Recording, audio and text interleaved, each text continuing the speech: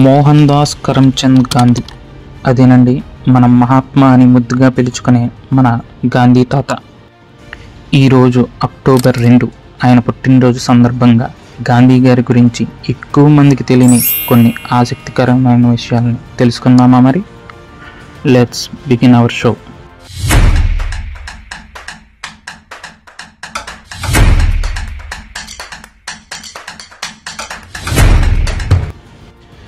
గాంధీ గారికి బహిరంగ ప్రసంగాలంటే చాలా భయమట. ఉద్యమాలు చేసే కొత్తల్లో ఆయన ప్రసంగాలు ఇవ్వడానికి చాలా ఇబ్బంది పడేవారట. రాను రాను ఆ సమస్యను అధిగమించి దేశంలోని అత్యంత ప్రభావిత వ్యక్తిగా ఎలా మారారో మనందరికీ తెలుసు. ఆయనకు 14 సంవత్సరాలకి కస్తూర్బా గారితో బాల్య వివాహం జరిగిందట. ఆయన మొదటి సంతానం పుట్టిన కొద్ది రోజులకే చనిపోయిందట. అప్పటి నుంచి గాంధీ గారు బాల్య వివాహాలను తీవ్రంగా వ్యతిరేకించేవారు. ఆయన పూర్తిగా శాకాహారి.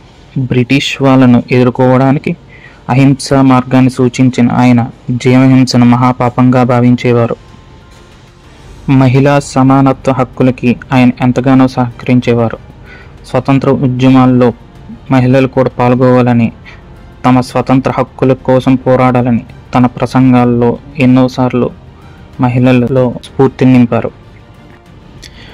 గాంధీ గారిని మహాత్మా అని మొట్టమొదటిసారిగా రవీంద్రనాథ్ ఠాగూర్ గారు 1915 అంటే 1915లో ఆయన గాంధీ గారికి రాసిన ఉత్తరంలో సంబోధించారు. మహాత్మా అంటే గొప్ప ఆత్మ కలవాడని అర్థం.